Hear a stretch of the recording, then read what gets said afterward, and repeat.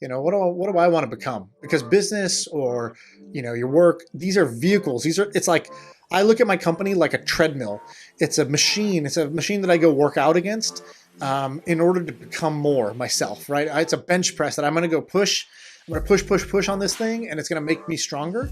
That's how I think about business. That's how I think about relationships. That's how I think about this stuff. Is these are my exercise equipment to become more, and so I have targets of like what I want to become and who I want to become, and I think that's an important question.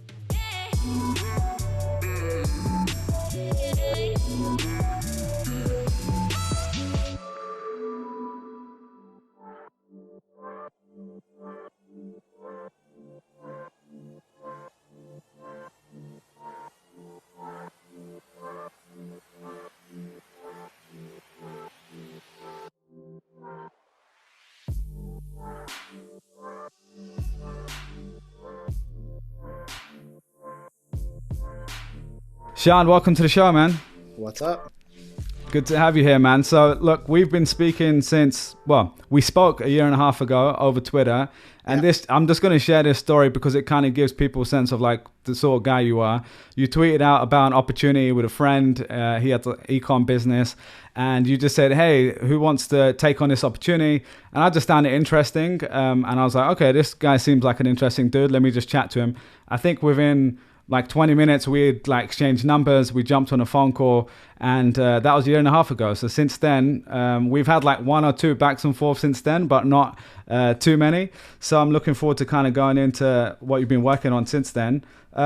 Before we go into your full, the stuff we wanted to really touch on today, I'd love just like the summary of your background. Cool. I'll give you the story. So, I thought I was going to be a doctor, not because my parents were going to force me. A lot of people think that because I'm Indian, but I just thought that's what I wanted to do. And it's a funny thing, right? Like we tell people when they're 18 years old, 17 years old, hey, pick a major, pick a track. And then, by the time they're 20, if they realize I don't really like this, they feel like they're falling behind in university. I spent 2 years. I said I was pre-med or whatever. So I went all the way, took the MCATs, was ready to go to med school. I thought, hey, why don't I see if I like being a doctor? I took all these physics and chemistry and biology classes, but I never actually met a doctor and saw what they do day to day, which is kind of crazy. That's not a part of the curriculum. That should be the first thing that happens when you're pre-med is, hey, go shadow a doctor for 2 weeks.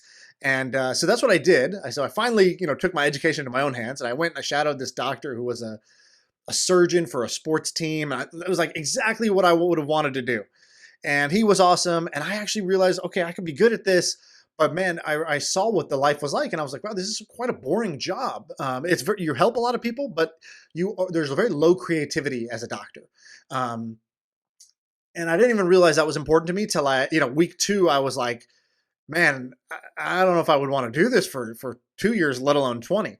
And so I made a shift, and that shift was down the world of startups or entrepreneurship. I didn't really know about either of those words at the time. I just thought people start businesses, I guess. That was the word I was using. And for the next 10 years, I basically started a bunch of businesses that mostly failed and just got my ass kicked for like 8 years straight. And towards the end, started to get my ass kicked a little bit less, started doing a little bit of the ass kicking back. And last year, 2019, sold my company to Twitch or Amazon technically.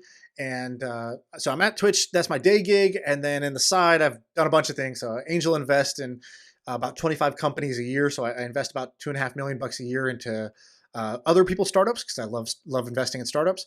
Have a podcast called My First Million that's done pretty well and become kind of a top 50, 60-ish business podcast.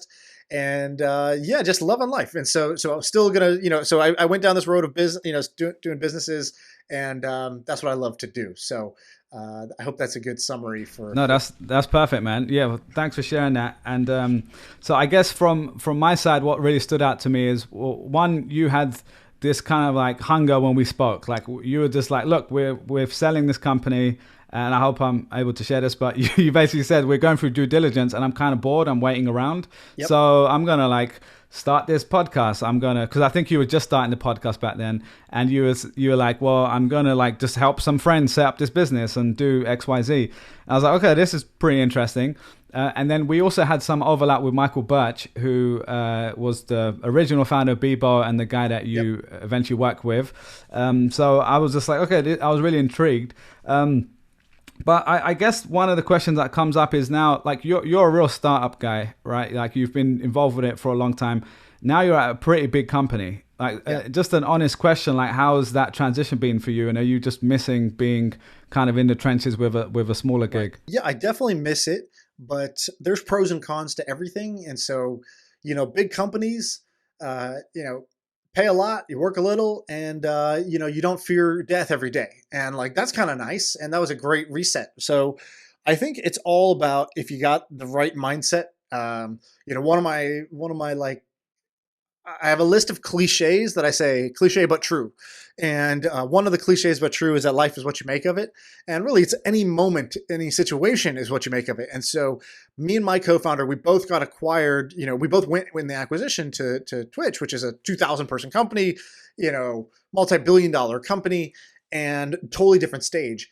And he couldn't stand it. And, we're both wired the same way. We're both cut from the same cloth for the most part, right? Like, there's no big differences between the two of us. But from the beginning, I think he was, I told him this too, there's no surprise. I think he was, he gave it a shot, but he was he was looking for the things that sucked about it. And I went in with the exact opposite mindset. I was like, what are the things that are awesome about this?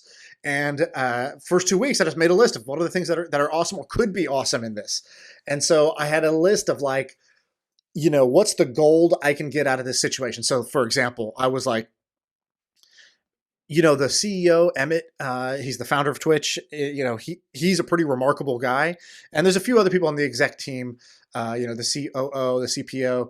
And I was like, I want them to have my back at the end of this. I want them to be like, that guy, Sean, is a beast. If he says I'm going to go start a company, I'm going to be his first check into his company. I talked in my head about like, it'd be great to earn the respect of the people I respect here. I think that would be a good outcome because, your network is quite valuable over time. And actually Emmett, about 9 months in, messaged me and said 2 really kind things. He said, you're one of the best hires I've made this year. In fact, in a couple years. And he said, I don't know how long you're going to be here. I hope it's for a very long time, but if you decide to go start your own business, I'd love to be your first backer. And he's, came out proactively said it. So it's like mission accomplished. And so there was all these things that I listed out, 5 or 6 things I said, I want to make happen this year. One of which was just like get in incredible shape. I've been getting fatter and fatter doing my own businesses. Okay. Maybe right now it's not about building the next startup and just going right back into the rat race. Maybe it's about rebalancing life. I had a kid. Cool. I want to be a good dad. I want to be less fat. I want to get in shape. So I started investing time and energy in those ways. And a big company lets you do those things. They actually encourage you to have a more balanced life versus at a startup. I remember vividly, we hired this guy. We acquired their company actually. And the engineer was really talented. And he came to me and one day I was like, cool, what are your, it's almost New Year's. It was just late at the office one night. And I was like, what are your goals for the next year? And he had like 5 or 6 goals that were like totally unrelated to the business that were just like, business was like 6th on his list, like help us be successful. It was like, oh, I really want to get back into learning guitar. And, I haven't traveled much this last year. So I want to go travel. And he had these like 6 things. And in my head, I was like, mentally wrote the guy off. I was like, okay, I need to replace this person. This is not what I want on my team. Somebody who, us succeeding is his 6th priority. But in a big company, I think it's completely understandable for you to have multiple high priority things, your family, your health, your vacations, and that is accepted. Whereas the culture I had in a startup, that was not accepted. Maybe I had the wrong culture. I don't know. No, for sure, man. I was at Google for like 7+ years. And one of the 4 hiring criteria were something called Googliness, which I hate the phrase, but it's essentially these things like they love playing guitar, they love learning languages, like things that make you interested in, which I think is a good thing. But I secretly always thought that like they know that we kind of need that stuff to keep us there for a long time. Because if you just focus only on the work, like over the time, you lose motivation, you lose interest. Yeah. You lose interest. Exactly. So that's cool, man. So Go one ahead. thing I've learned, I used to think, oh, my way is good. The big company way is bad. And it actually, like, the more mature version of me now is like, because I had a kid, it's like during the infancy phase, right? You have a newborn baby. You don't eat, you don't shower, you don't sleep, you don't do any of these good, healthy, balanced things, because it's not about balance during that phase. It's about keeping the baby alive. It's about learning how to like make this baby like grow, into this like capable phase.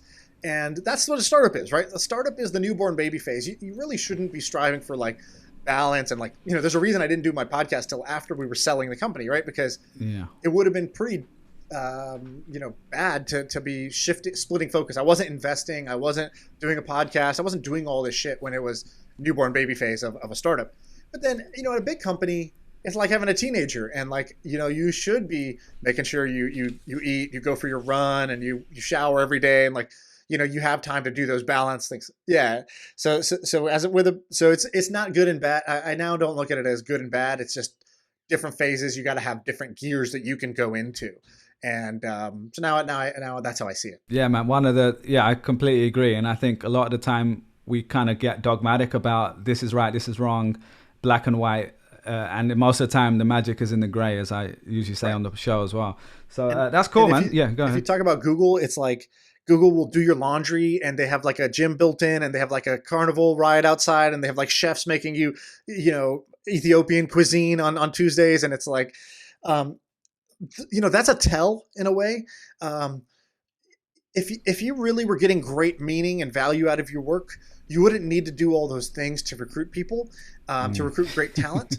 And so just like, when somebody's really selling you really hard on something, it's like, maybe there's not so much demand for this if this guy's really calling me up this much to try to get me to buy. And I sort of think the same thing about these big companies. It's a tell that they have to overpay and overcomfort everybody so that they either stay there or join there. That means you're probably not getting a whole lot of the like intrinsic value out of the work, which is like, feeling joy out of the work, feeling ownership, really progressing and challenging yourself, owning the upside of your work. Because when you do that, you could be working out of a laundry room with no air conditioning, and you'd be happy. And so my career choice has been go for working out of the basement instead of getting accustomed to the perks. Yeah, for sure, man. No, I'll just add to that, because I think I heard someone say recently to stay hungry, not thirsty. And I think that kind of stuck with me, because it's like, yeah, you want to be hungry what you're doing, but you don't want to be so eager that you're like, look, I'll be honest with you. Like, I asked you over DM, like, hey, you want to come on the show ages ago? And we had a back and forth, and I was like, okay, well, if it happens, it happens. We'll get to it one day. Right. And then eventually you came back and you said, hey, actually, I'm free next week. Let's do it. So I was like, okay, cool. But like, there's a fine line between being like, hey, every day, like, thirsty, can you be on my podcast? Yes. Because it's like, okay, you have to keep your own value too, in a way, Yes, exactly. And that's a great example. Like, I get a shit ton of DMs every day that are in the thirsty category. And I almost want to, like, I think what I should do is I should write something that says, I should write like a post that said, hey, I love that you're trying, right? Like, you're already in the 1% of people who are actually trying to make something happen. You went out on a limb. I give you credit. But you went out on a limb in a sort of less effective way than you could have. And like, here's the right way to reach out cold. Here's the right way to ask somebody for help or for a favor. Or here's the right way to like get a spot on somebody's team that you want to be on their team. And I think I should just put together some examples, because people are awful at it, man. Like, the number of DMs that you get that are just like, hey, I'm struggling. I just need help. And can I get, just an hour of your time on a phone call? And it's like, I get why you would think to say that, because it sounds really like urgent, but you're really counting on philanthropy and just generosity. And I think instead you'd have better results if you counted on incentives. Don't count on just me being generous. Count on me acting in my own best interest, right? And so so I think that's where people need to learn how to ask intelligently, ask in a way where I see what's in it for me, And then it'll just make it easier for you to get what you want. And those are the best ways to do it. But people really struggle with that, I've found. Yeah, for sure. And I'll put my hand up. I'm sure I've done this plenty of times in the past as well, but I think I've got a lot better at it over the years through sales that I used to do and even the podcast, because the difference when you're doing sales, you have a brand behind you, whether that was Google or Charity Water, what I did later. And you can kind of lean on that. And the good thing with Google is you could kind of send a message to a lot of people and they normally at least know, oh, this guy's a complete idiot. And they might, maybe it changed now. There's a lot of people that work at Google, but just that really did help. But when you go from doing that to, hey, I'm Bilal, you've never heard of my name before, it's a very different feeling. And it's, it kind of hits your ego a little bit too. So, but no, I love that, man. Actually, since we're on that topic, like, specifically, are there a few examples of what people have said to you that has got your attention? And, because I know you've invested in people, I think, from DMs and stuff like that. Yep. Yeah. Like, okay. So there's like a pyramid of how much you can get somebody interested, right? So, the absolute best thing you can do is you're holding pocket aces. You have the winning hand, right? So when I invest in somebody, it's usually through a cold DM. It's usually me begging them, hey, can I invest in your company? Because I have become convinced through the information that they've put out publicly that that they're onto something. And again, I'm acting in my own best interest. I want to make more money. So I will DM somebody and be like, hey, I'm selling myself to them at that point because they're doing a good job of signaling to the market that I'm holding pocket aces. Now, sometimes they're bluffing, but sometimes they haven't, right? So, an example of this would be I invest in this company called Dukan out of India. It's like a Shopify for India. And, he tweeted out a celebratory thing where his team is watching the big screen projector in their office. And you see like 10, 15 people who are really excited. And you see this thing counting up to 1 million. And that was their millionth store created. And they were like, oh my God, like, congrats to our whole team. Getting to 1 million in 2 months is amazing. And, that's like puppy chow for an investor, right? It's like, yeah, of course. Oh, wow. Like, you're growing fast. I've never heard of this. I can see some excitement. I don't even know the whole picture. It's not like he said, hey, I have a really great thing. Here's how it works. Here's what we do. He wasn't selling. And because he was not selling, he was just celebrating publicly. I'm interested. And this is like the playbook every Instagram influencer does too, right? Why does every guy who sells an FBA course drive a Lambo and post about their Lambo? Because they just want you to want what they have. And then they'll tell you, oh, by the way, I do Amazon FBA. You should buy my course. And so I think, that's like the top of the ladder is you have the winning hand. Okay, maybe you're not there yet. But if you're asking for an opportunity, what I've found is the best way to ask is to just do the work. So when I was, I raised a fund. So I tweeted out, I'm raising a fund right now to invest in startups. I've been investing for the last couple of years. Who wants to basically co-invest with me, right? Like, if you give me your money, I'll invest it in my network of startups that I have. And it was amazing. In 11 days, we raised $2.5 million. How did we do it? I was just doing that same signaling thing. Annoying. It's obnoxious. I agree.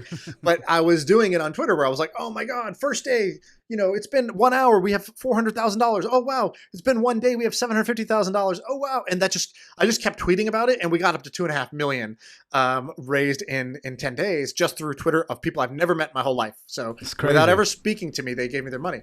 Part of it is I have a legit track record, but still, it's not like, that's still, I think, a pretty amazing thing. Now, I put out there, I said, hey, I want somebody to work with me on the fund. I'd love to have a kind of a manager or a hustler who wants to learn about investing and can help me run this fund. And I got a whole bunch of applicants. Now, the best people said a combination of the two. They said, hey, I'm a big fan of what you do, right? Flattery, that works. Then, I don't usually respond to stuff like this, but, the way you said it caught my eye. I've been doing, X, Y, and Z awesome things. I've been working at Google and I started the startup. It only half worked, but I sold it to this other company. Not a life-changing amount of money, but still a win. This is like a kind of a humble, but honest, but impressive story. And they said, now I do this, but I actually have 20 hours a week that, I'm already just hunting down startups. I love startups. This is what I do for fun. I think it could be really cool if we work together on this. So they're coming in at a certain status. They're not begging. They're basically saying, I'm a valuable person. I'm really passionate about what you're doing. I could see us working together. I'd love to figure out if that makes sense. And then the best version of this is where they say, let me make it, I'm sure you got a bunch of messages, so let me make it easy for you. Here's a Google Doc with 3 companies that I would invest in right now and why. And I'll just send these to you every week because I think, that's a good way for us to get to know each other. So just start doing the work, right? And so by the 3rd week, it's like everybody else is saying, hey, I'd love to talk to you. And it's like, it becomes work for me, right? I have to vet you. He's just doing the work. He's just sending me companies and rationale about why he would invest. So I see his thought process. Well, I'm already vetting him, but through an entertaining way. And so the 2 people I brought on, brought on because I saw how they worked. I saw how they thought because they put themselves out there in an intelligent way and they were willing to do a bit of the work. And that jumps you to the top of the pile in any race that you're in, is if you do a bit of the work without asking for anything in return first. 100%. And then if you're impressive, it might work for you. If you do the work and it's not impressive, good, you got feedback. You can ask for feedback. Hey, I sent you a bunch of companies. What did you think of them? But I saw you pick somebody else. Why did you pick somebody else? Was there something that I wasn't communicating well in my document? How could I have made it better? And boom, learning experience. And that's how you move forward. Yeah, for sure. And I love what you just talked about there with the packaging up deals you've already started working on, or like ideas, because this is something very tangible. It's the same way when you go for a job interview, they make you do, if you're an engineer, they make you do a technical exercise. If you're a marketer, they ask you to analyze a Facebook ads account or whatever it is. You're already kind of showing initiative. And I've heard you talk about this concept of like the one-click Amazon button equivalent. And I love that because it's like we all get that intuitively. We click it all day. We're buying a bunch of stuff. But that's exactly what you just described there in a Google Doc form for this very specific use case. So yeah, I love that, man. I think that's like great. If you think about yourself as an Amazon product page, that's a great little analogy you brought up. Like, just instead of sending in a resume, send in the equivalent of an Amazon product page, right? What is it? So you have a search bar, which is what are they looking for? Yesterday it's freezing cold here. I searched for warm fuzzy socks, right? So that's the problem. That's what they want solved. They want to be warm. So there's the search bar. Then what do you have? You have a big like image. So can you make it tangible what you're gonna get? And then there's the headline, and then there's the price, and then there's the options, and then there's the reviews, which are like the equivalent of references. There's the it's like there's the multiple little pictures that you can click on to get different like variations of this. There's the frequently asked questions, and so like I would rather hire somebody who presents themselves that way, where they say, hey, I know what you're looking for. I think I'm the right fit. Here's an example of my work. You could see 3 or 4 examples if you click the different photos. And here's the headline of what I do. Here's what I bring to the table. Here's the sub-headline of what I do. Here's what I'm looking for. That's my cost.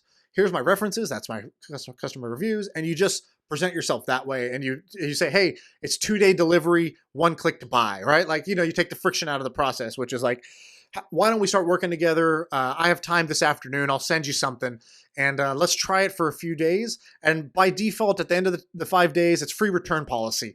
By default, at the end of the 5 days, we don't have to work together. But if you're really liking it, we can formalize it and continue.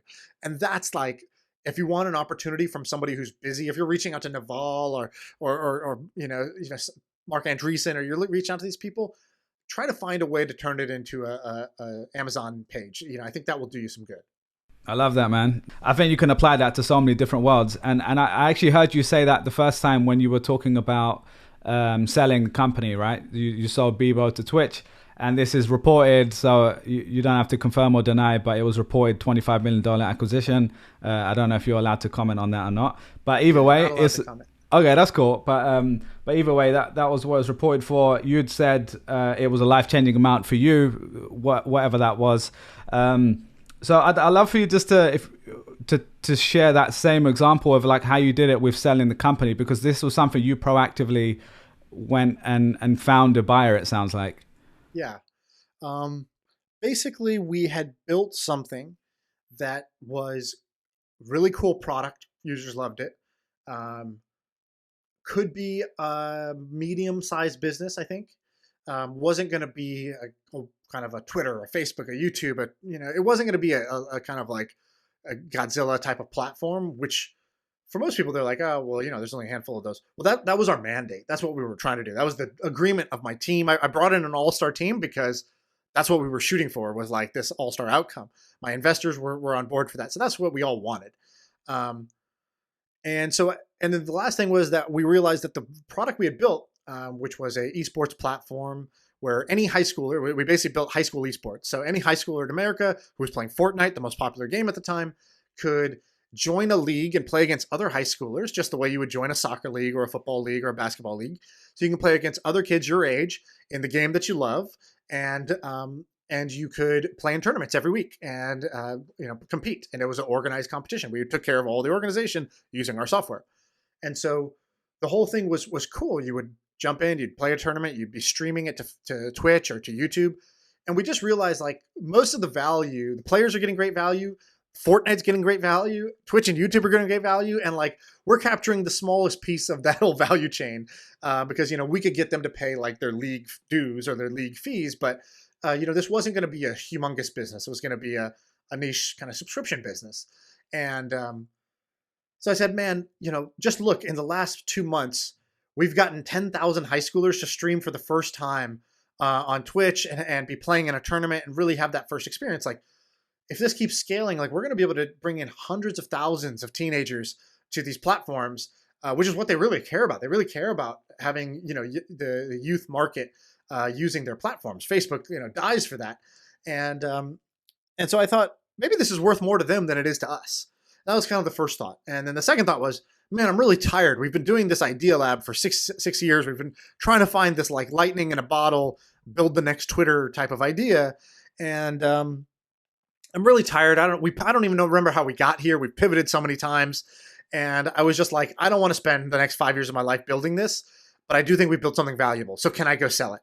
And I always say companies are either bought or sold. You'd love to be bought, but you're not Instagram. Usually Instagram is like, you're the hot new app. Every buyer's knocking on your door, offering you $1 billion.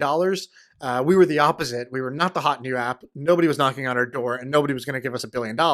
So it required some skill and finesse to try to engineer a sale. And so we went down a process where I told my investor, I said, look, let's see, can we sell this thing in the next 45 days? Actually, I think I said 30 days. I said, give me 30 days to try to sell the company, to get a term sheet basically signed. And it ended up taking 45 days, but we ended up getting 2 term sheets at the end that were like on paper formal ones that we picked one and we signed it. And that's amazing. So like, just to dig into that a little bit more. So I'm assuming you must have gone to a bunch of different companies for this, right? And I've heard you talk about going and I hate to use the word inside information. It's more just like having conversations with people to understand those strategic problems. So when you're creating your Amazon one-click button for them, you've already thought through the positioning with those. So did that end up being consistent across the board? I'm assuming, let's say you spoke to 2-3 other companies. Was the pitch very similar across all of them? So I thought I would have to figure out the pitch for each one. Right. I made an initial target list of 40. Of those, really 10 were kind of serious contenders. The rest were just sort of practice.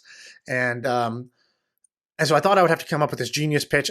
I kind of do this sometimes. I don't try to overthink it, but I end up trying to be like mastermind puzzle solver. Yeah. And then, I almost always realize, it was much simpler than all that. I only needed to do that. I only needed to do 20% of the effort, and I was going to get 80% of the reward. And so it's true that with Twitch, I had conversations with a couple of folks who were senior in the company, but not involved with this. And I just tried to dig for information. Where's the company at? Are you guys in growth mode? Are you in cost cutting mode? Are you in profitability mode? Are you in expansion mode? Like what mode are you in? What are the big priorities? Where are you guys making big investments right now? What's the big headache that the executives have, that what is the CEO worried about right now? So, give me your top 3 strategic priorities. Give me your top 3 threats.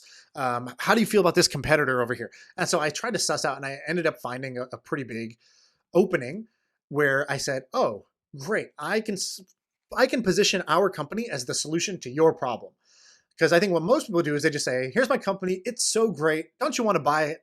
And it's just like a product. Like, people don't just buy great products because you're so proud of what you made. They buy it because it's, solving some problem for them. They're hiring a tool for the job. And so I wanted to figure out what are the pain points, and then position ourselves, if we could, as a solution to it. So we did that with Twitch. And then with the others, what we realized was, I thought I was going to do that for each one. What I realized pretty quickly was, oh, it's much simpler than all that. They all just want to defeat Twitch. They want to become the market leader. So all I need to say is, we can help you beat Twitch, or Twitch wants this. But if you had it, that will give you a leg up. And so they wanted it because Twitch wanted it. Twitch wanted it because it solved a problem for them. And so that was enough to get in the kind of 5 or 6 serious buyers who were, going pretty deep on the diligence. Love that, man. Yeah, I think combining that with the framework stuff we talked about before, I think they're actually quite related in terms of you're kind of communicating what's going to stand out to that person, catch their attention. And I've actually heard you talk about, I think someone asked you your favorite book, and you talked about Storyworthy, or I think, is that the name of the book, Storyworthy, which is... That was my favorite book probably of the year. Yeah, of the year or something. Not necessarily of all time, but sorry. Kind of amazing book.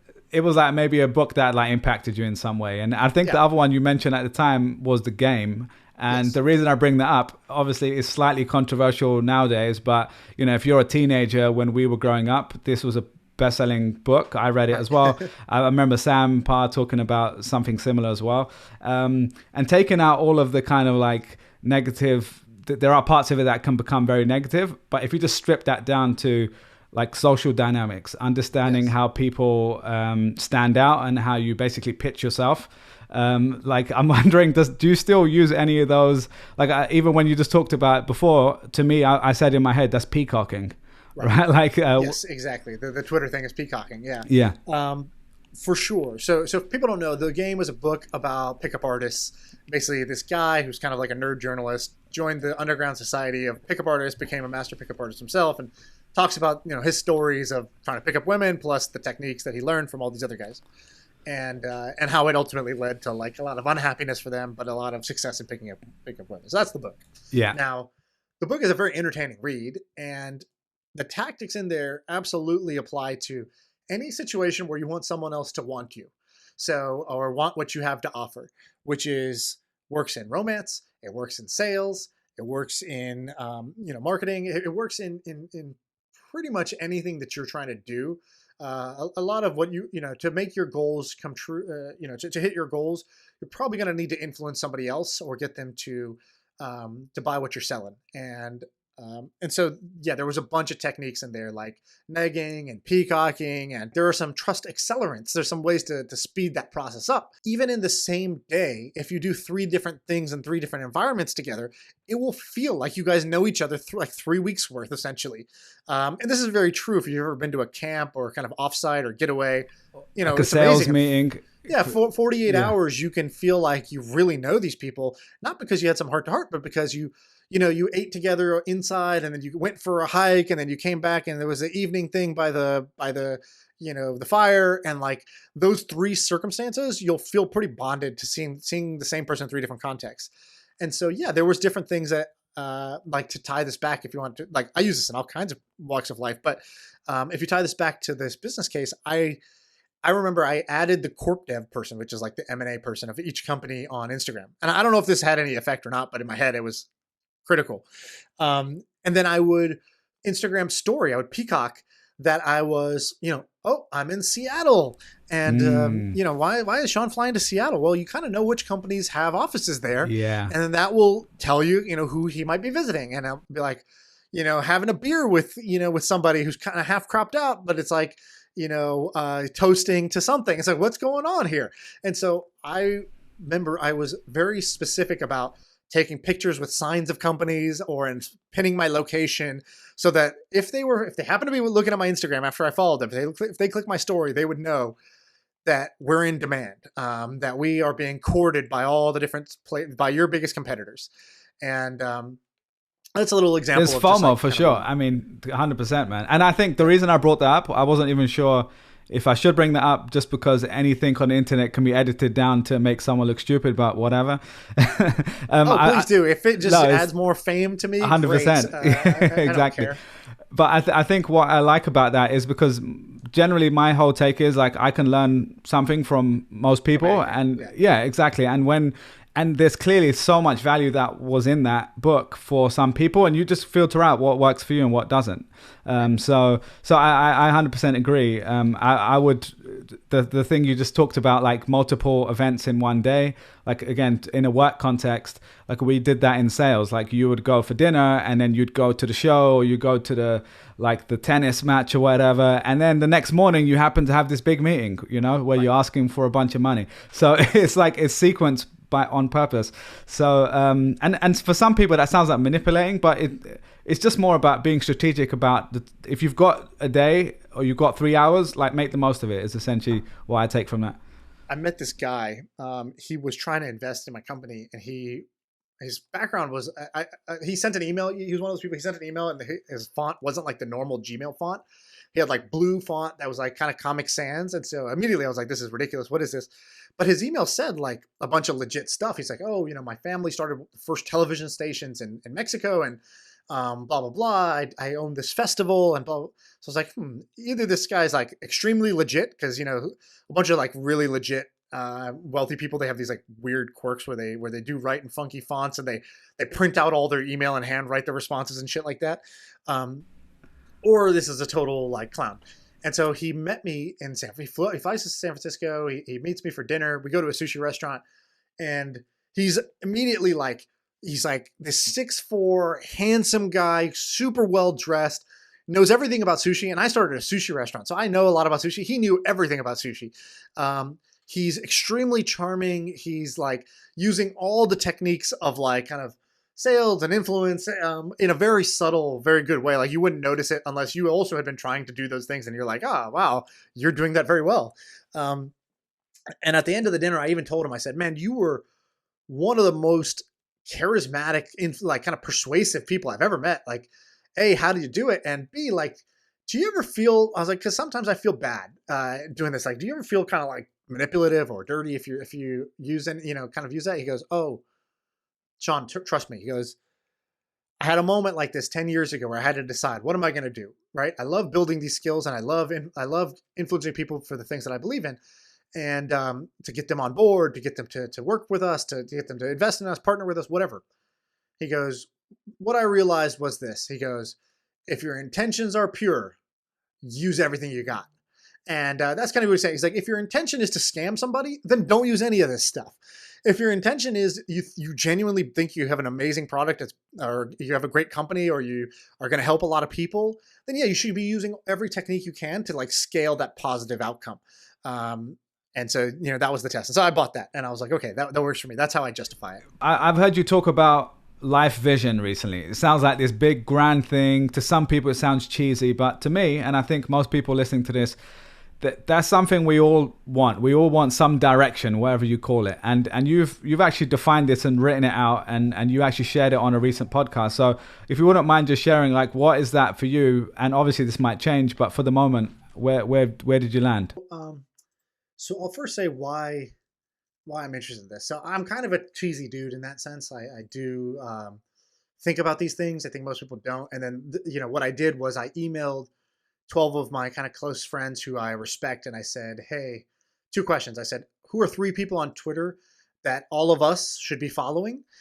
Just interesting people that we should be following, because I want to always have interesting people in my orbit. And the second was, I said, in a tweet, like, what's your vision for your own life? Describe it. And I said, I'll go first. And then I did it. And then they all sent theirs. And mine was meant to be a shitty first draft, because I was like, by the time I read all 12 responses, I was like, oh man, I want to completely throw mine away, and I want to rewrite it to be more true, more of what resonates for me. And so I'll tell you what I wrote. It's not like something super profound, but it's basically, I said, I want to be the brown version of Tony Robbins. I said, I want to be really curious and get paid to be curious. So I learn things, I distill them down, and I teach it to others.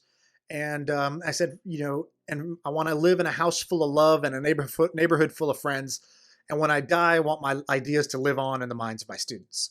And so that was like V1.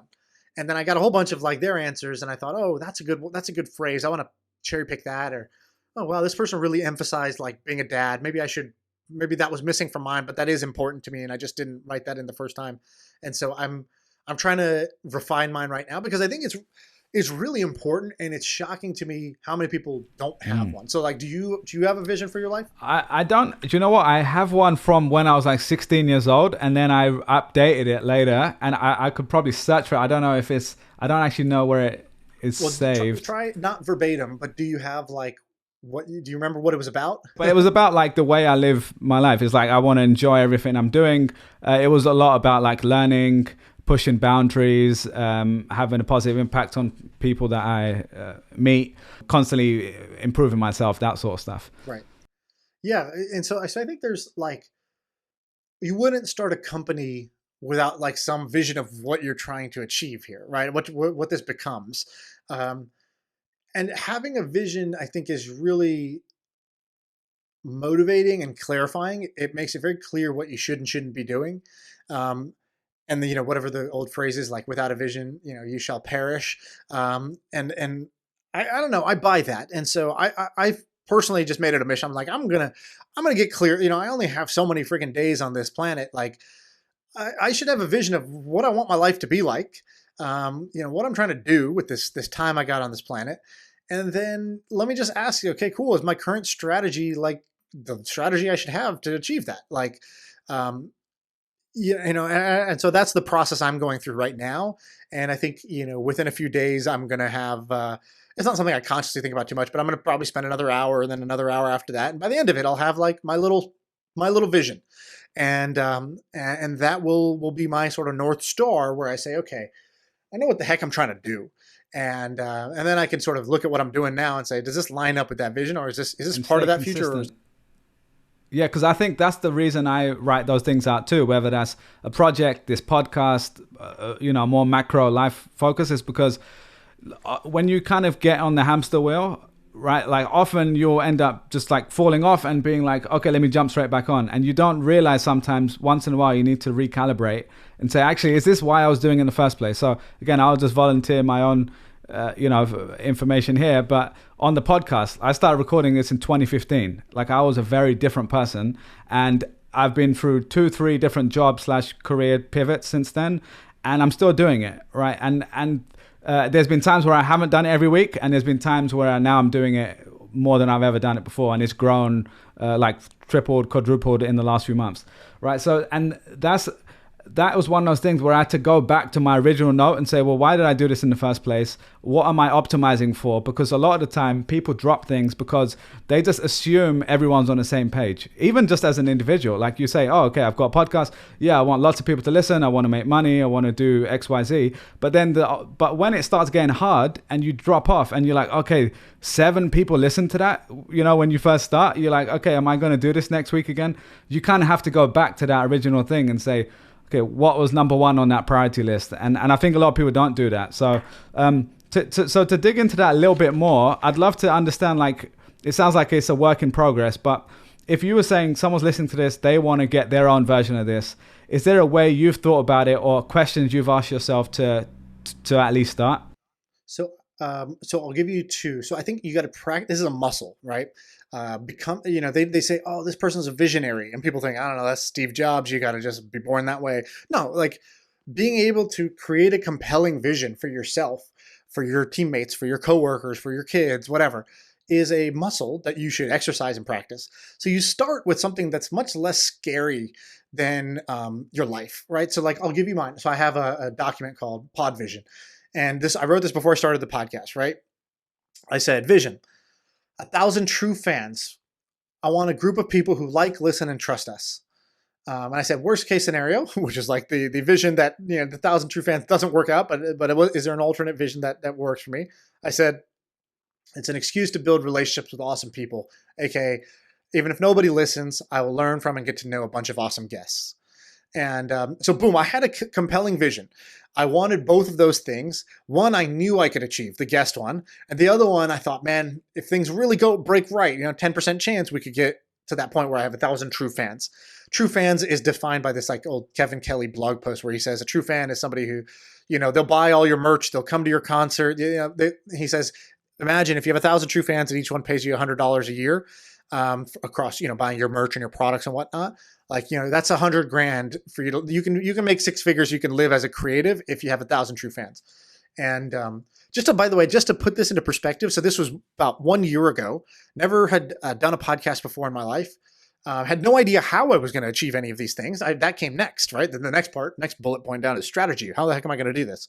And here, today, we did, in the first year, we did over 2 million downloads on the podcast. It's crazy. Much more than 1,000 true fans. In fact, to the point where I have a product now called the All Access Pass, where I basically said, hey, podcast is great. You guys hear me talk about a bunch of ideas, but if you want to see me actually execute on a project, I will take you behind the scenes. I will do a daily blog post about 3 different projects, and follow along. It costs $150. Now it's, I think, $200 a month. Per month, right? So this person is paying me essentially, over $2,000 a year to learn how I do what I do. And, I haven't really talked about this before, but I'll give you the scoop. So this product is bringing in $50K a month of monthly recurring revenue, right? So that's over $500,000 of recurring revenue just to work in public, just to kind of share my work. And with like 94% retention month over month. So, it's like pretty amazing, low churn every month. And so this is mission accomplished. I definitely have the true fans who will pay because they like, listen, and trust me. And they're getting value out of it. Otherwise they wouldn't stay subscribed to it. So anyways, this is like an example of that coming to life. So if you want to do this for your life, first do it for like your day. What's a great day look like? Come up with a vision for your day in the morning. It takes 30 seconds maximum. Like close my eyes. I'm a big believer in like imagination visualization. That's a new kick I'm on. I used to think it was kind of hippy dippy shit. But now I'm like, it's kind of fun. I like to do it, and it works for me. And so I just sort of imagine, all right, what does my day look like when everything's going right? And everything going right doesn't mean it all comes easy. It means I'm being challenged, but I'm overcoming it. I'm being challenged, but I'm handling it well. Something goes wrong, but I handle it great. I handle it with finesse. And so I just imagine my day, and I create a vision for the day. Then I create a vision for the month. I create a vision for my job. I create a vision for my podcast. I create a vision for, my relationship. And then you sort of can say, okay, I've actually done some reps on this muscle of vision building.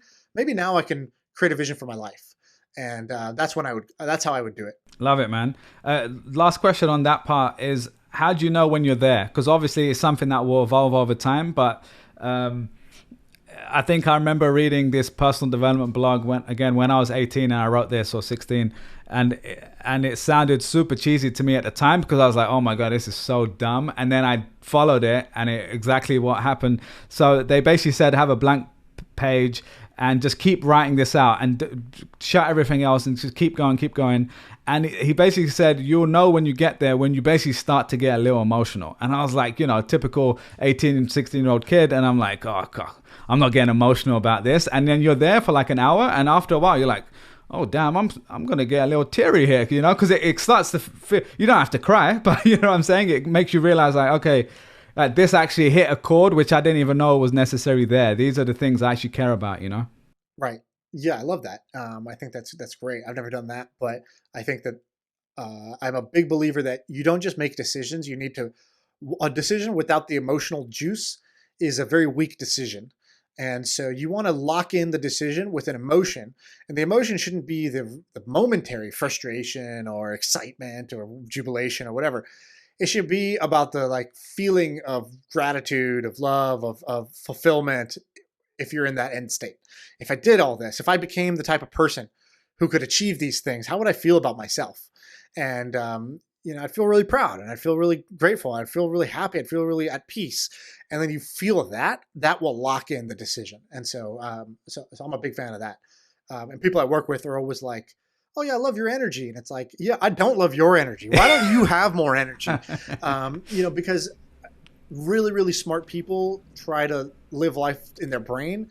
And the Tony Robbins quote, if you're in your head, you're dead.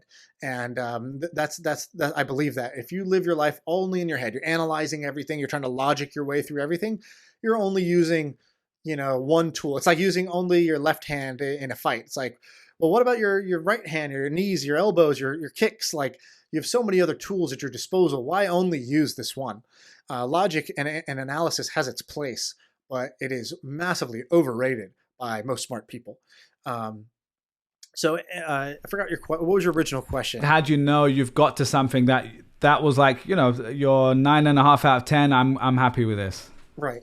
I don't know. I kind of do the opposite. I'm there until I'm like, oh, I'm not there. Right. Like it's much easier to recognize, like, because if you try to measure, am I there yet? The perfectionist in you will kill you. I'm sure my life vision could be better. I'm sure, did I encapsulate everything? And all of a sudden you have a 1-page life vision that you can't even remember. It's too long because you tried to stuff everything inside like a hoarder. And so instead, I think the better way to do it is to figure out when you read it and you're like, this doesn't make me excited anymore. Like my vision for my own life has evolved, has changed, has elevated in some way. Where, you know, like I was saying, when I was reading The Game and I was 20 years old, you know, I was really interested in getting a girlfriend. That's what was cool to me. Now, like, it's not a priority, right? I'm married and now I'm focused on other things. And so your life vision should be evolving. So instead of trying to figure out, am I there, figure out, just look at it and say, does this resonate with me? Does this still strike that same chord? Do I feel more intensely about this or less? And if you start to feel less and less and less, then it's time to switch it up and ask yourself, oh, cool, what matters to me now? What do I think now, right? Before, you know, my podcast called My First Million, you know, before I made $1 million, I just really wanted to make $1 million. I wanted to be a millionaire. I thought that would be the coolest thing in the world. Then when you get there, your goal should no longer be to be a millionaire. Maybe you're thinking, oh, I should get to 10. Or maybe you're like, man, money is overrated. I should be really focused on these other things in life. So I think the evolution should be pretty consistent. Like you shouldn't really ever feel like you're there for too long. Yeah, no, I completely agree, man. Just to switch gears a little bit, thanks for sharing that, man. So I've heard you talk about, you know, you've gone from this startup world, you've gone to a bigger company. Your next step one day, whether that's next week or 5 years from now, is probably going to be this solopreneur route. Right, I've heard you say that, if that's still accurate. And when you say solopreneur, it doesn't necessarily mean just you. It could mean you and like a couple people or like a small team, but where you probably own close to 100% of the business and you can make stuff happen without outside funding and that sort of stuff. So I'm just curious, first of all, is that accurate? And like, if that's the case, why is that? You know, you could basically do anything you want, really. So why is that the route that you're most interested in? So I've now tried a couple of different paths, right? So tried a path of building my own startup, kind of the traditional Silicon Valley startup. So raised, you know, in my lifetime, I've raised about $20 million from investors, and you know, hire up a team and we had a dope office in San Francisco, and we had our swag, our t-shirts, and like, you know, all the things that come with it. Get featured in TechCrunch and all that good stuff. Okay, tried that game. Has pros and cons. Big company. Okay, cool. Got to see what that's like. What is it like to be a tech exec? Is this the path for me? Do I feel excited about, oh, I want to become a CEO or CPO someday at a company and, you know, have, you know, 400 people in my org and blah, blah, blah. I have an executive assistant right now. Cool. Is that like a really great lifestyle? Like, do I want this lifestyle or that lifestyle? And so I've dabbled, right? And I think it's great to dabble and just see what works for you. And I don't know if it's just a reaction like, oh, I'm tired of those other things, I want to try something new, or maybe it's like, this is actually better. But I've been really fascinated by these kind of, really it's two-man crews. So I call it solopreneurship, but in reality it's almost always two people that are involved in something. And you know, on one hand you have Joe Rogan. So Joe Rogan, I think, is a really amazing kind of solopreneur media company. I kind of admire his life, where he basically took his passions and then turned it into, like, just kind of got to the top of the game on each. And you know, I don't think that guy feels like he works a day in his life. Yeah, he might put in a lot of hours, but I don't think he's working, you know, on something doing he doesn't really stuff he want chooses. to do. He's doing exactly what he chooses to do, exactly what he would do when he didn't have, if he didn't make money from it, because he was doing it without money at the beginning, right? His podcast, he wasn't making any money. When he was commentating for the UFC, he wasn't making any money. You know, doing martial arts and working out, you know, he's not getting a financial gain from that. He wasn't a professional athlete. And, you know, so now, cool, he's the biggest podcaster in the world. UFC is a multi-billion-dollar company. He's the kind of face of it on the announcing side. But he's like, I don't feel like traveling anymore. I'm only going to do the U.S. shows because I like to be with my family. And you know, I built a gym into my house, into my podcast studio, and I work out there. I love that. And then I really care about supplements, so I created a supplement company. You know, with these guys do all the work, but I kind of put my face on it. Yeah. And so I'm very fascinated by solopreneurs like a Joe Rogan. Andrew Wilkinson is another one where Yeah. it's He'll be coming Andrew. on the show in a few weeks as well. Yeah, great. And so he's buying up companies, and in a way, he kind of has a bigger org because he has operators at those companies, and those companies have employees. But like on a day-to-day basis, I think it feels a lot more like a solopreneur than a big company. And and so there are several people that are like this, and I've been fascinated by. Sometimes it's just like a developer who builds a little app that's cranking out, making 400K a year, and works on it 20 hours a week and plays golf the rest of the time. And so I'm just very interested in this path of me and one other person who's a fun person to work with, who's a great executor that complements me, and let's just build cool projects. Like I want to basically just take different chapters of my life. And I want to say, okay, cool. Right now, I'm going to build a podcast that's really successful and have a big audience. Cool. And then when I do that, that kind of enables me to maybe I can write a book, or maybe I want to release a course. Let's do a course. Great. Like, that's like, for example, the next two things I'm going to do is I'm going to get my personal audience up to where I'm at, like maybe like 100,000 subscribers to my email list that I'm reaching, multiple times a week. And then I'm going to do a course with them and be a teacher. And I'm going to make, a few $1,000,000 a year teaching people stuff that I love to teach. And for them, this will be like the shit they should have learned in school. And that's the next step. Okay, cool. I started a fund. I don't have like, I have a couple of people that help me with it. They're not like employees. They don't have salaries. I don't have to manage them. They're just kind of like people who are interested in that project working with me on it. And so I'm a solo capitalist. That's the phrase that they're using now for kind of like super angels who have their own fund. And so I'm very interested in this because I don't like managing people. And by the way, 4 or 5 years ago, I thought that was my biggest strength. I loved doing it, and I was like all about it, and loved leadership, loved management, loved all those things. And now I really love the solo side of things. I'm having a lot more fun with that. So I'm just going to go. Do you manage people right now in your current job? No. So I just switched. So I had a team of about 30. And then I went to the CEO and I basically said, hey, I did that for a year. We not mission accomplished, but like we made a lot of progress on our mission. If I'm going to stay, I'm kind of running a company here. If I'm going to do that, I might as well just go leave and run my own company. If I have to, because at a big company, you basically do everything like at a small company, you have a lot of the similar responsibilities, right? You manage people, you have to set the vision, the game plan, the strategy. You go pitch for funds, but you're just pitching for like a portion of the budget. Yeah. And I was like, that's kind of like running a company. But you don't have the same upside or ownership. Yeah, I don't have my equity. And I have a whole bunch of like bureaucratic stuff to deal with, so it's not as fun. So I basically said, hey, I really want to work on something that I think would be fun, that I think would be valuable to the company, and I want to manage nobody, and I just want to like be on my own doing it. And they gave me that. So I have, I'm probably the only person at my level who has 0 direct reports. And I'm going to try to keep it that way. That's amazing. Well, good for you, man. That's cool. So you gave a few great examples there of what you could do, because you've already got a podcast, successful podcast. You've got 50K coming in from this all access pass. And I know you've actually got an e-commerce business, or your wife does, and you do it together as something. So you've already been working on this on the side. But if someone's listening to this and they're really interested, like, do you have any ideas that they could start to think about for themselves?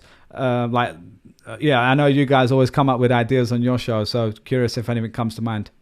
Yeah, I think it depends kind of what you are interested in. But I would first say, let me look for some blueprints. So I'm not a big fan of original, do everything from scratch, right? Like I like to bake things out of a box, and sometimes I put my own twist on it. Sometimes I don't.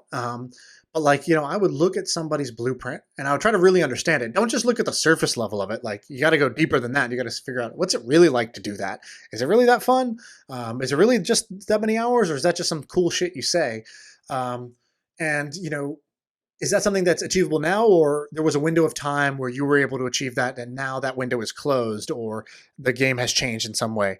And so I think that if I was looking at this, I would say, okay, if I'm a developer, I would look for the blueprints of solopreneurs. Like I just saw the guy who runs Baremetrics sold his company. He just published, he said, hey, I sold my company for $4 million and I'm going to walk away with 3.7 million.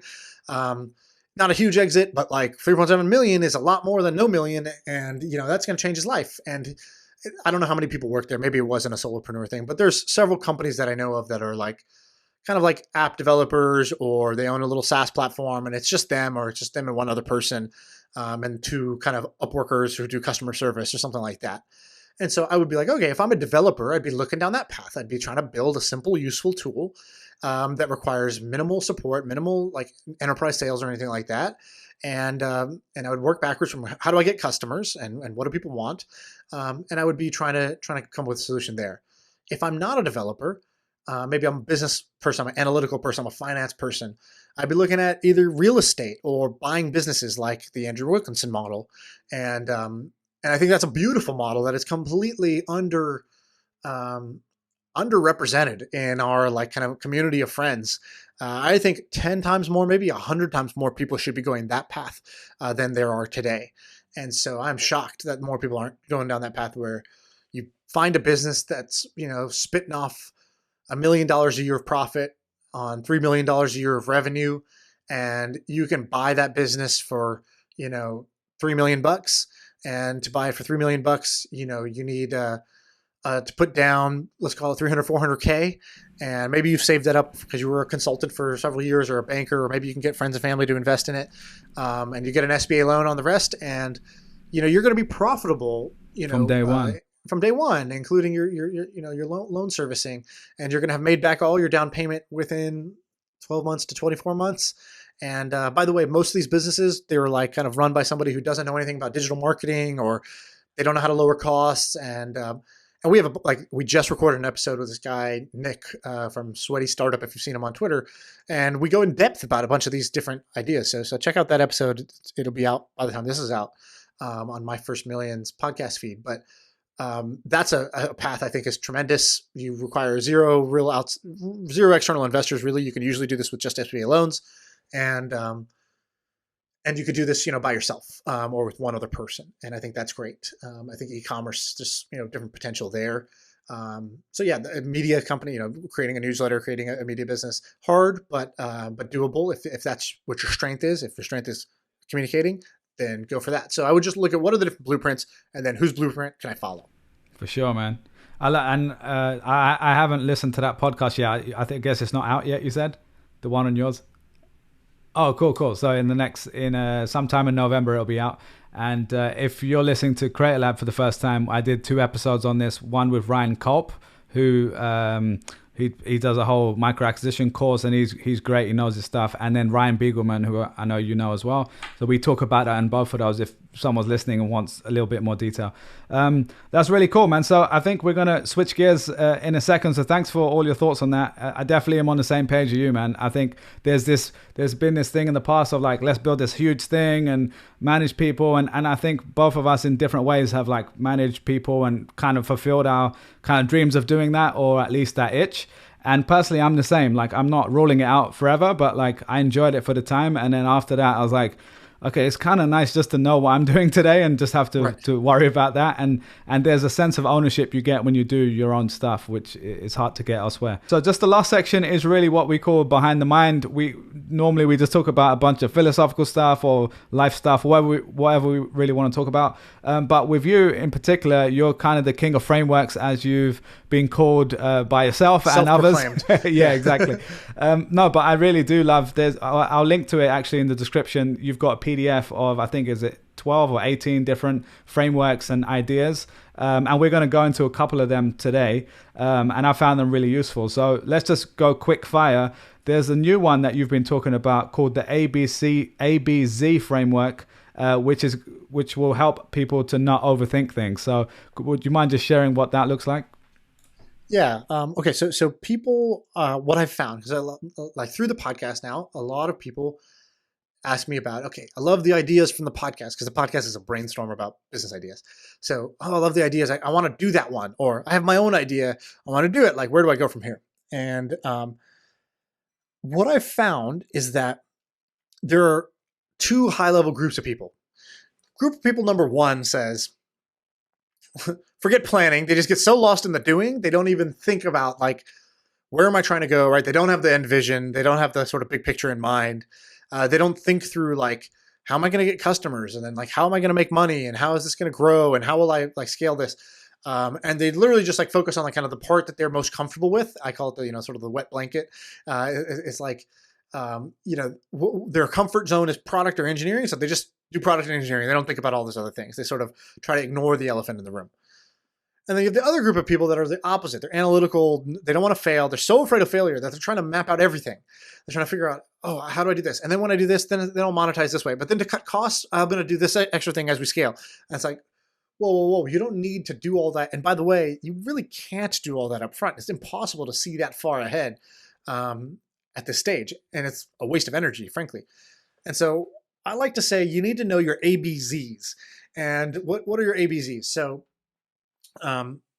first you want to know A, which is where are we now, right? That's the beginning. So A is your current state of affairs. Your business is doing this good, or you don't have a business, you don't have a product. You got to know where you are. B is the next thing after A, right? So what's the very next thing I need to do in order to move forward? If I'm trying to get through this alphabet, to get from A to Z, I got to get to B next. And so it's just, what is my very next step? My next milestone. And then instead of then thinking about C, D, E, F, G, H, I, J, K, like all those next milestones after that, then you want to know Z, which is what is the big picture idea here? So let's take it e-com store. Okay, you want to start an e-com store. You're wearing a great sports coat. I'm going to create a sports coat direct-to-consumer brand. Okay, great. Where am I today? Well, I know nothing about sports coats. I own a few. I've never done e-commerce before, and I have no product, and I have no website, and I have no nothing. Okay, cool.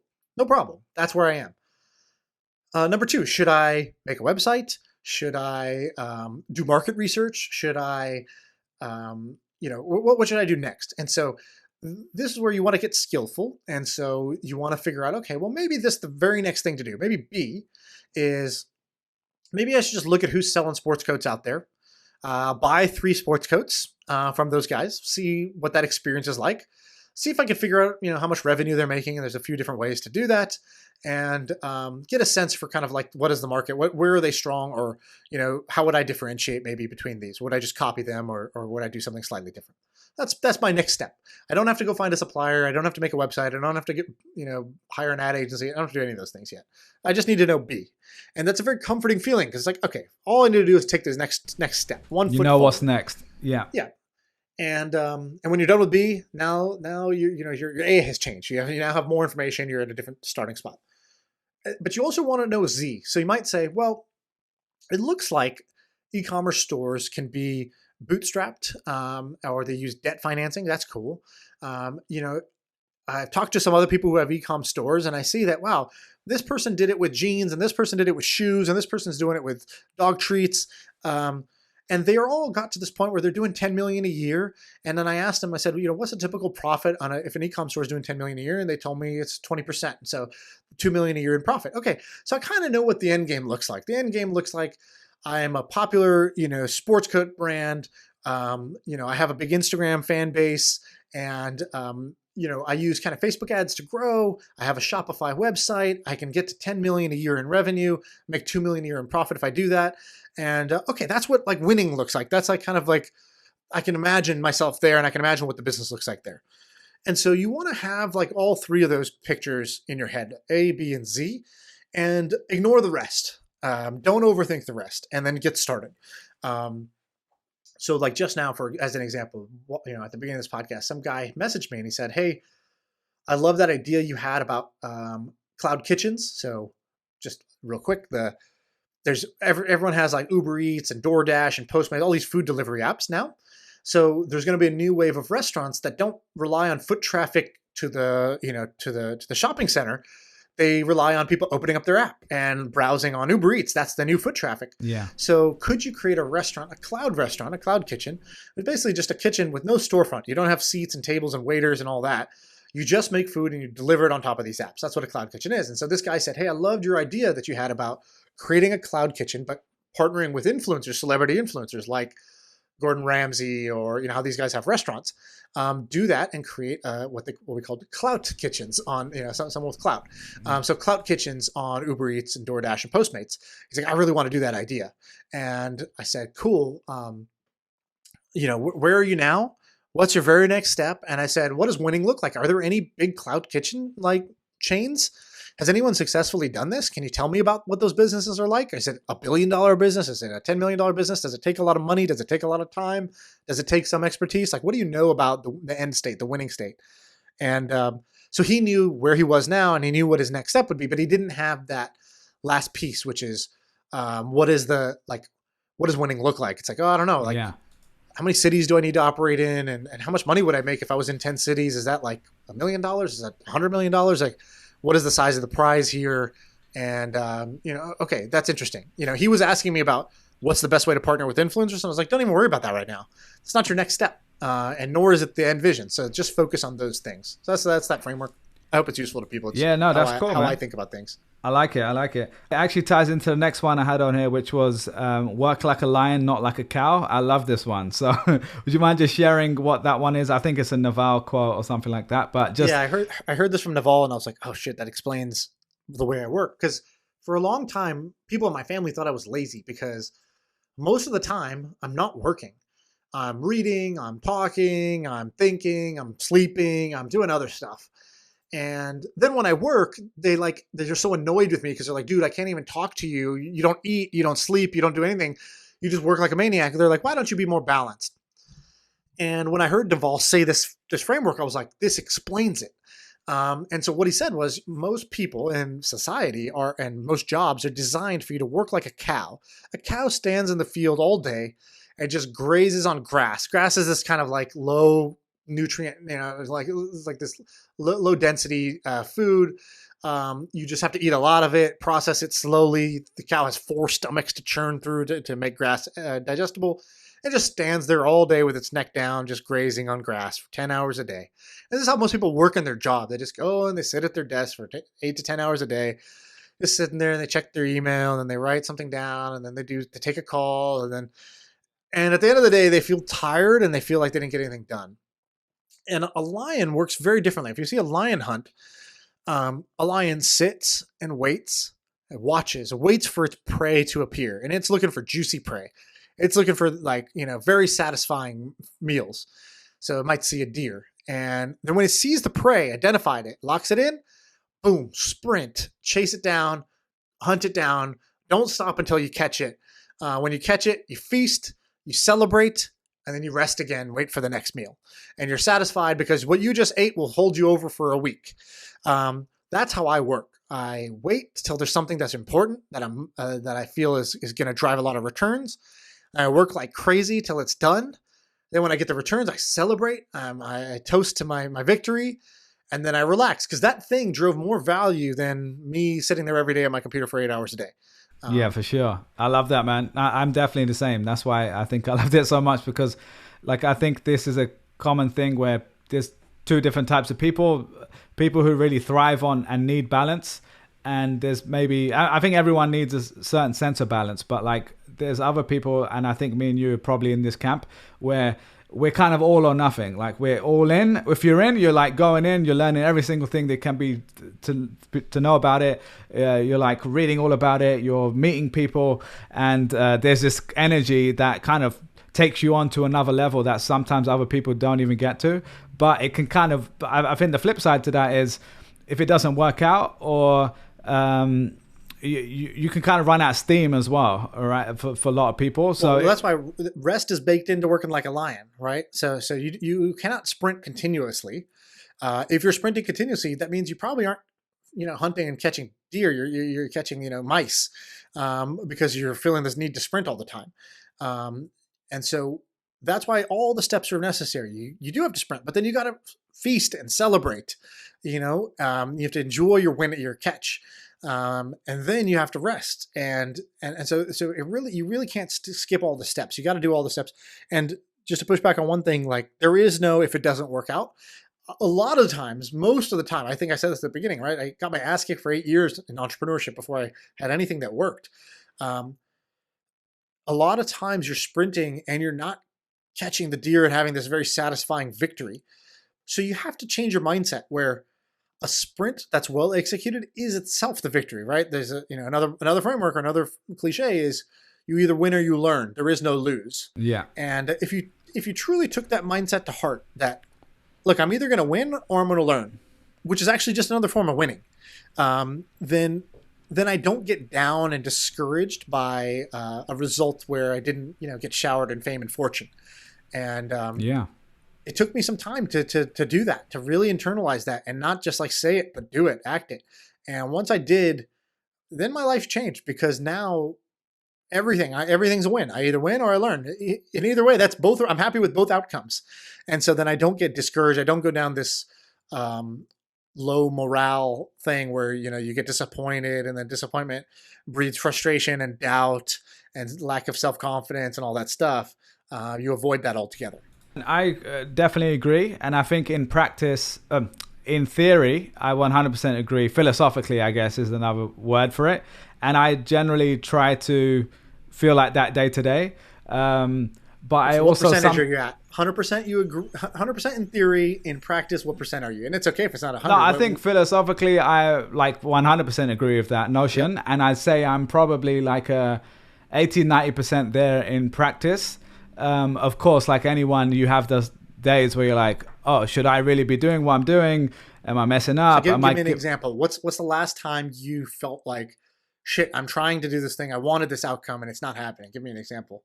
Say what I'm currently doing. So I guess I've been doing this for almost 2 years, and I'm very happy day to day. Yeah, well, the podcast, and I also have a digital marketing consultancy business as well. So I have a couple other little things going on.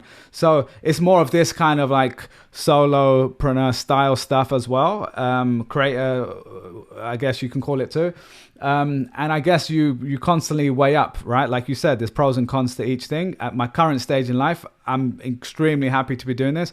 Last year, I traveled for 6 months. I was like living a nomad life in Argentina and doing all this fun stuff while still earning basically a really good salary equivalent. I wasn't earning millions and millions.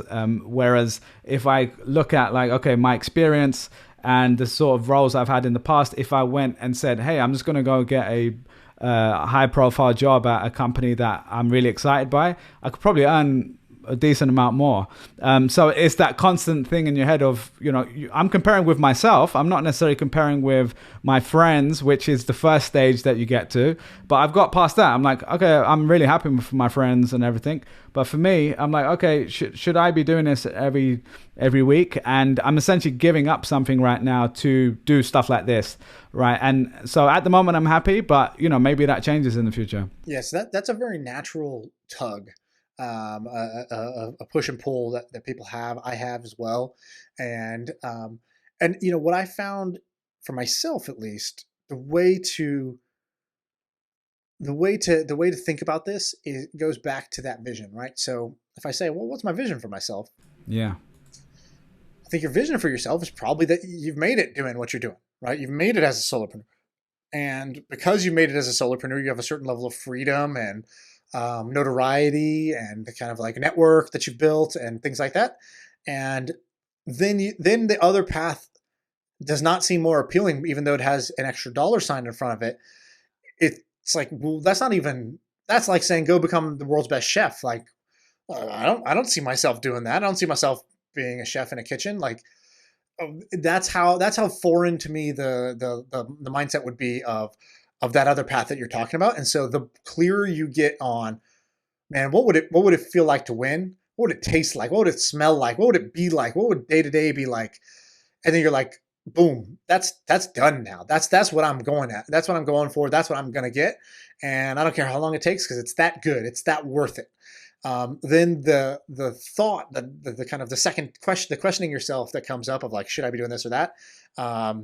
It finally goes to bed, it finally goes away and doesn't come back. Thanks for that, man. I definitely agree. The other thing I was going to add, which I forgot to say before, was I think I'm at 80-90% because thankfully I'm in a financially okay position.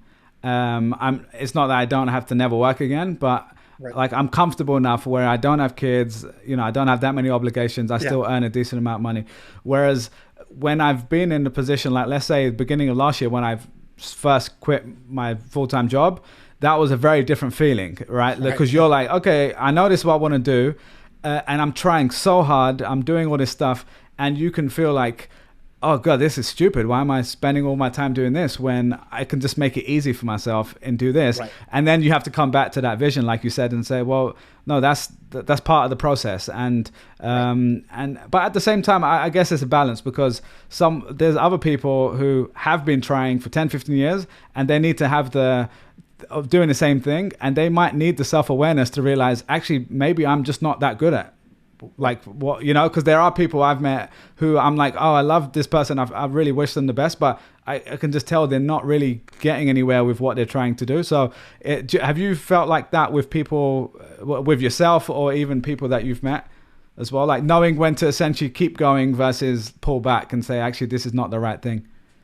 Yeah, that's the hardest thing for any entrepreneur, is that moment, that question exactly. And you never get to know what would have happened if you kept going, or if you had quit, what would have come. So you don't get that feedback loop where you can learn from it. You just pick one path and you never know what would have happened the other way.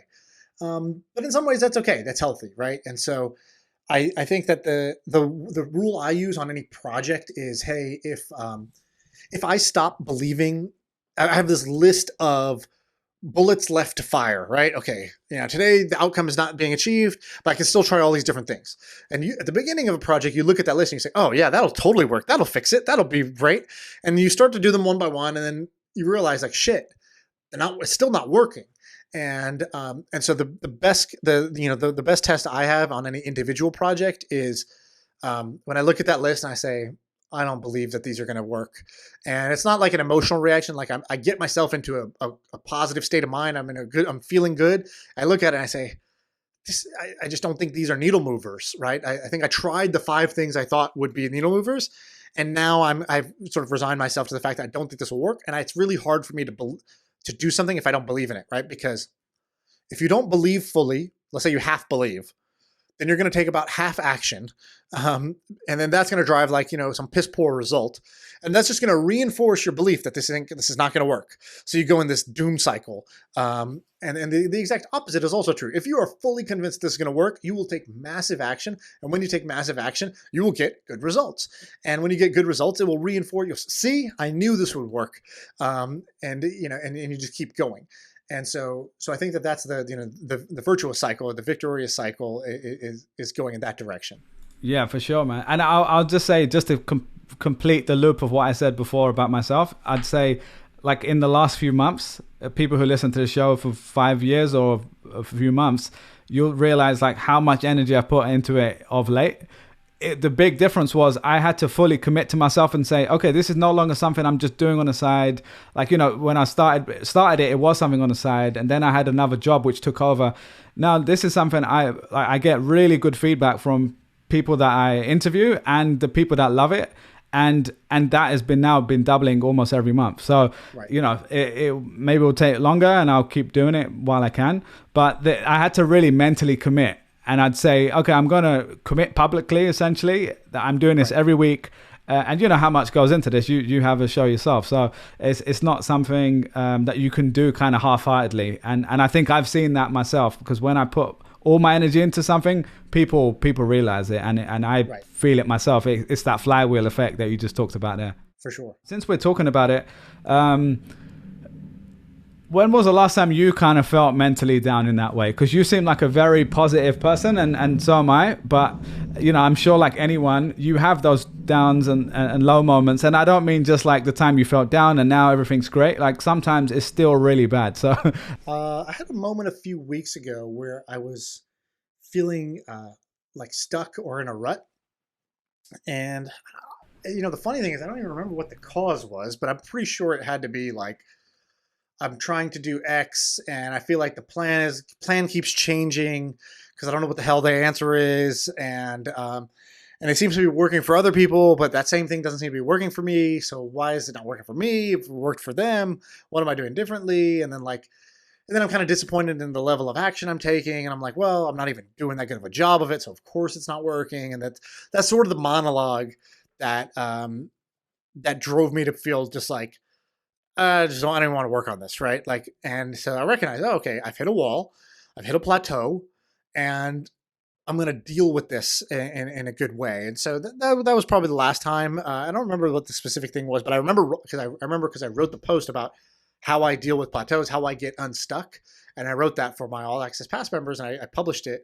And that's part of that PDF that you had mentioned. I published it there too. Is this the stressor dabbler thing, or is that It's something? that, yeah. Yeah. There was a specific thing I published about like how I get unstuck, which is like a set of things I do. Like I literally, I don't try to solve it with my head. I don't try to like think my way out of it. I first change the way I feel, because every great, when I'm feeling confident, when I'm feeling loose, when I'm feeling energized, when I'm feeling happy, that's when I have my most creative ideas. That's when I have my biggest action. That's when I'm the most persuasive.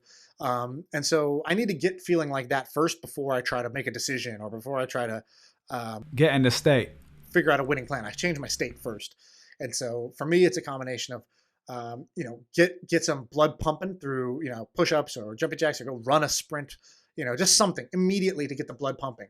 I could also use cold water. If I do a cold water plunge, jump in the pool. I have a pool in my backyard, jump in the pool. Music is a great one to lift energy and change state. So I have a bunch of songs that I've listened to when I'm in a good state. So if I listen to it again, I'll start to feel good again. And so first I change my state.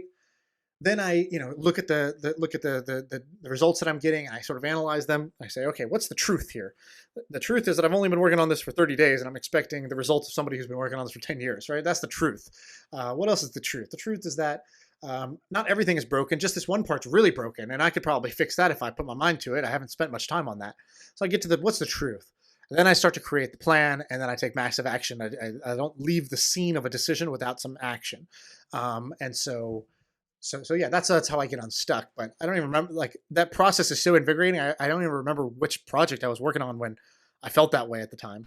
No, I love that a lot, man. Thanks for sharing that. I think the state part is something that a lot of people skip, including myself. Even listening to this, they're going to listen. They'll be like, "Oh, that makes sense," and then they're not going to do it. Yeah. Actually, and I think because I think the cold shower or jumping in a pool really just kind of wakes you up. I think I've heard Tony Robbins talk about it, where, if you've seen the documentary where he goes on stage, he jumps up and down on the thing.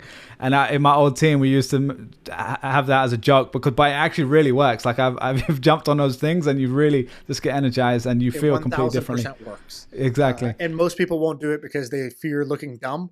Stupid, exactly. Or looking stupid, or they fear that, I believe in something that's stupid or silly.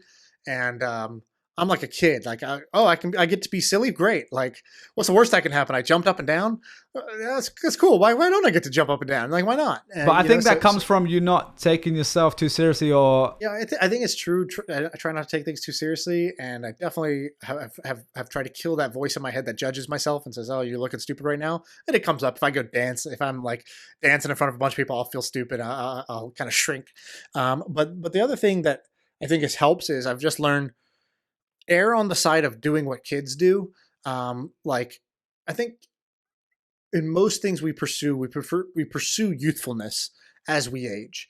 And kids are playful and silly and laugh and curious, and they're loving and affectionate, and they're all these things that we want to be. And they can also throw tantrums and be a little bit temperamental, but like, if you toss those out, like, there's some great attributes of youth.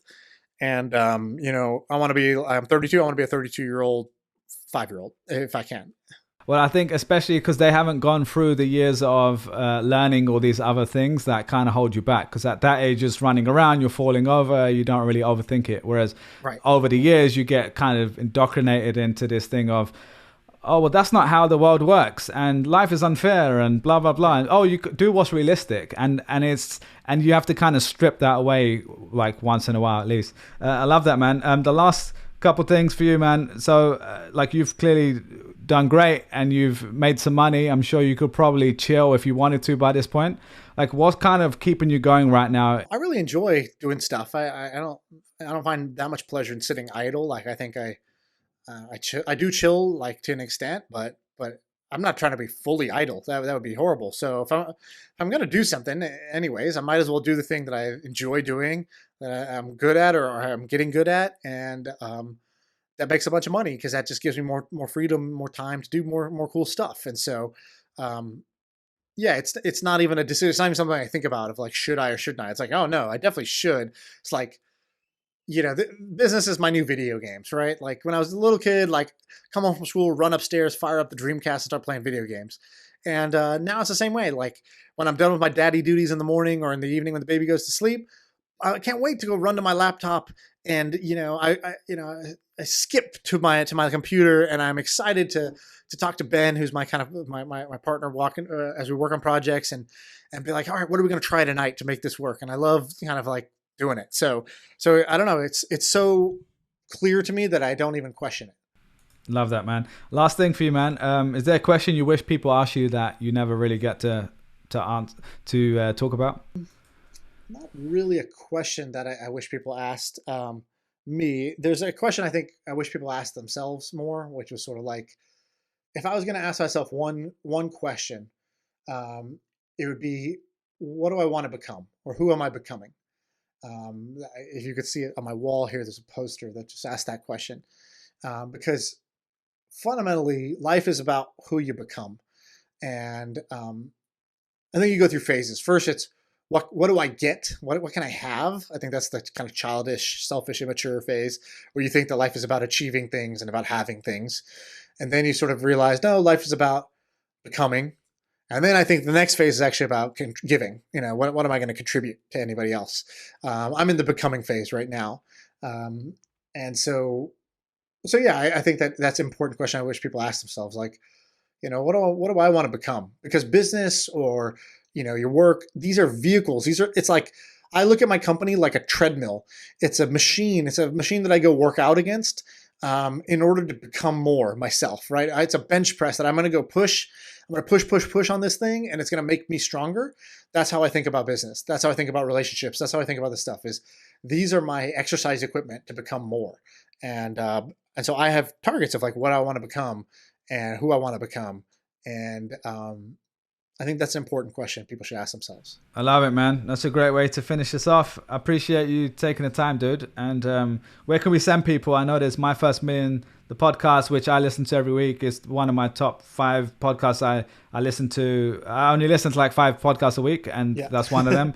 And SHAAN VP on Twitter, which we'll share on the screen as well. Is there anything else we want to send people to?